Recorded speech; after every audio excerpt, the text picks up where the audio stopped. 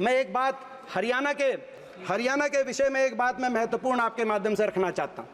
अगर इस बजट में और इस फाइनेंस प्रपोजल में, माननीय खट्टर साहब भी बैठे हैं जो हरियाणा के पूर्व मुख्यमंत्री हैं, सबसे ज़्यादा अगर सौतेला व्यवहार किसी एक प्रदेश के साथ किया गया है तो वो हरियाणा प्रदेश के साथ किया गया। और मैं बताता हूँ कैसे। जैसा कि अभी बताया जा रहा था कि हर प्रदेश केंद्रीय टैक्स कलेक्शन में हर प्रदेश अपनी तरफ से कोई भागीदारी करता है। कितना केंद्र एक प्रदेश में से लेती है और कितना उस प्रदेश को वापस देती है। हरियाणा से जीएसटी में हम देखें, जीएसटी टोटल क्या कलेक्शन में 7% देश की जीएसटी हरियाणा से आ रही है, 7.10%। और हरियाणा को वापस कितना मिल रहा है? जो केंद्र की तरफ से प्रदेशों में दी जाने वाली राशि वापस कितनी मिल रही है? मात्र 1.009%, यानी कि 1% के करीब। यानी कि दूसरे शब्दों में कहा जाए, हरियाणा से 7 रुपया केंद्र सरकार ले रही है और केवल 1 रुपया वापस दे रही है। और अगर प्रतिशत में बात करें तो 15%, 100 रुपये केंद्र सरकार हरियाणा से ले रही है और 15 रुपये वापस दे रही है। ये पूरे देश में सबसे कम अगर किसी एक प्रदेश को दिया जा रहा है, हरियाणा को दिया जा रहा है। प्रोड्यूसिंग स्टेट्स में थोड़ा कम है, ये हम मानते हैं, मगर दूसरे नंबर पे महाराष्ट्र है जिसमें कम दिया जा रहा है। महाराष्ट्र में 29%, यानी कि 100 रुपये ले रहे हैं तो महाराष्ट्र को 29 रुपये दे रहे हैं। कर्नाटक में 100 रुपये ले रही है केंद्र सरकार तो 39 रुपये दे रही है, 40 के लगभग। तो पूरे देश में 29 प्रदेशों में आज हरियाणा एक प्रदेश है जहां सबसे कम 15% ही केंद्र सरकार वापस दे रही है। और नेट डिवोल्यूशन की बात करें, कितनी केंद्र की राशि दी जाए, अगर प्रति व्यक्ति में देखें, प्रति व्यक्ति, आज दुर्भाग्य ये कि प्रति व्यक्ति मैंने कैलकुलेट किया अध्यक्ष महोदय, प्रति व्यक्ति अगर देखा जाए तो 29 प्रदेशों में सबसे कम पिछले वर्ष जो हमें डिवोल्व किया गया, हरियाणा को दिया गया 22,000 करोड़, यानी कि प्रति व्यक्ति 6,938 रुपये हरियाणा को प्रति व्यक्ति मिला पिछले से। ये भी 29 राज्यों में सबसे कम हरियाणा को दिया जा रहा है।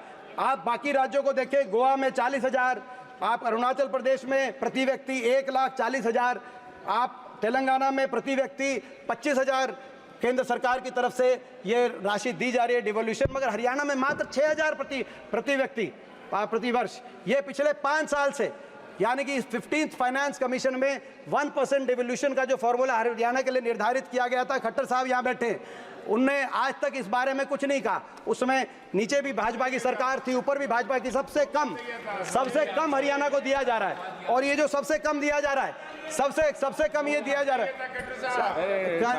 सबसे कम, आप पूरा सुन लीजिए, उसके बाद खट्टर साहब आप जवाब दीजिए। सबसे कम जो दिया जा रहा है हरियाणा को, मैं आपसे पूछना चाहता हूँ, लेकर के कहा जा रहा है, इसलिए मैं बताना चाहूंगा पहली बात तो है कि बजट के आर्थिक आंकड़ों के ऊपर मैं अधिकृत तो नहीं हूं बोलने के लिए, लेकिन मैं इतनी बता सकता हूं कि जितना लाभ हरियाणा को हुआ है दिल्ली के आसपास होने के नाते से, चाहे वो इंफ्रास्ट्रक्चर का हो, चाहे बाकी चीज़ों का हो, केवल ये एक राजनीतिक स्टेटमेंट देने के लिए उठाने का इनका काम है कि मैं यहाँ बैठा हूँ इसलिए मैं बोल रहा हूँ। ये राजनीति कम से कम यहाँ करने की आवश्यकता नहीं है बिल्कुल भी। यहाँ हम लोगों ने दिल्ली अलवर की लाइन हरियाणा से होकर निकलती है, दिल्ली पानीपत RRTS यहाँ से होकर निकलती है, दिल्ली कटरा रोड जो है पूरा हरियाणा में से अंदर से होकर निकलता है। ये सारे प्रोजेक्ट हरियाणा के हैं। क्या हो सकता है? प्रश्न पूछना चाहते हैं आज ये हम प्रश्न पूछना चाहते हैं, हरियाणा जिसकी आबादी देश में, हरियाणा का क्या कसूर है? हमारी आबादी देश में 2.1% है, क्या हमारा ये कसूर है? देश का क्षेत्रफल हरियाणा का 1.34% है, हमारे 4% देश की GDP आज हरियाणा, क्या हमारा ये कसूर है? देश के GST कलेक्शन में 7% हरियाणा का योगदान है, क्या हमारा ये कसूर है? देश के फूड ग्रेन्स में, खाद्यान्न अन्न भंडारण में 33% हरियाणा किसान दे रहा है, क्या ये कसूर है? क्या देश की आर्म फोर्सेस में 11% हरियाणा से आर्म फोर्सेस का ह्यूमन रिसोर्स आ रहा है, क्या ये कसूर है? क्या देश के मेडल 50% देश के मेडल हरियाणा से आ रहे हैं, क्या ये कसूर है? और इसके बाद हरियाणा में 29 प्रदेशों में सबसे कम हरियाणा को मात्र 1% केंद्र से मिलने वाली राशि मिल रही है। और आपने देखा बजट में, हमें मुझे इस बात का दुख नहीं है कि बजट में हरियाणा का नाम तक नहीं लिया गया, इस बात का तो दुख तो है, लेकिन आपने देखा कि खेलो इंडिया का बजट, आज देश के 3 मेडल आए, मैं कंक्लूड की तरफ जा रहा हूं, देश के 3 मेडल आए जिसमें से 2 हरियाणा खिलाड़ी लेके आए।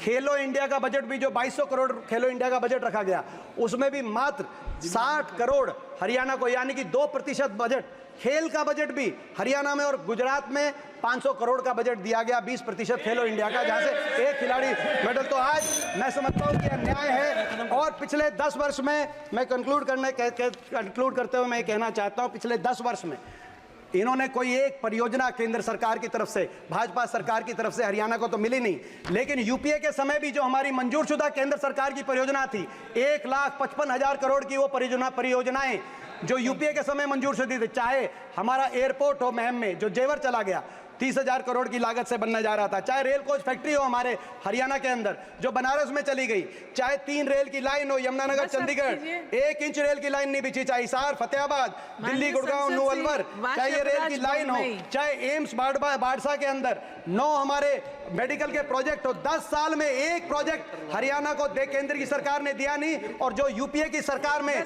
मनमोहन सिंह जी ने, सोनिया गांधी जी ने जो यूपीए की सरकार में हरियाणा को देने का काम किया था, वो भी एक एक करके। Thank you madam basically I am really thankful to the इनको ऑनरेबल विश्वास दिलाते हैं, अंत में इनको विश्वास दिलाते हैं, भारतीय जनता पार्टी बजट देने में हरियाणा को जिस तरीके से भारतीय जनता पार्टी भूल गई है, वोट देने में हरियाणा भी बीजेपी को भूल जाएगा, ये विश्वास दिलाते हैं। आप बोलिए